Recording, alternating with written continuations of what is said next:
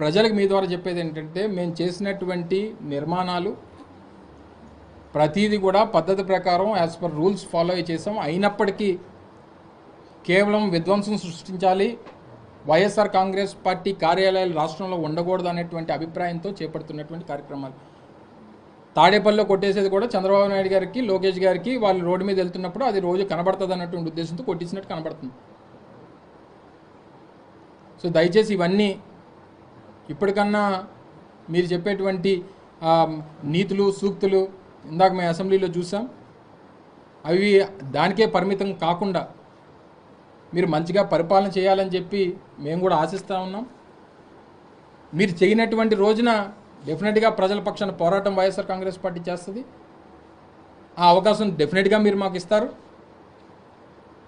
రానటువంటి కాలంలో వైఎస్ఆర్ కాంగ్రెస్ పార్టీ కార్యాలయాలకు కానీ, వైఎస్ఆర్ కాంగ్రెస్ పార్టీ నాయకుల జోలికి కానీ, వైఎస్ఆర్ కాంగ్రెస్ పార్టీ కార్యకర్తల జోలికి కానీ ఎవరు వచ్చినా సరే వారికి అండగా పార్టీ నిలబడుతుంది, మీ పక్షాన్ని నిలబడుతుంది, అన్ని రకాలుగా పోరాటం చేస్తుంది, మీ ముందు నాయకత్వం నిలబడి మీకు అండగా నిలబడుతుంది అన్నటువంటి విషయాన్ని మరొకసారి ఈ సందర్భంగా మీ ద్వారా ప్రజలకి, మా పార్టీ నాయకులకి, కార్యకర్తలకి, అభిమానులకి తెలియజేస్తాం.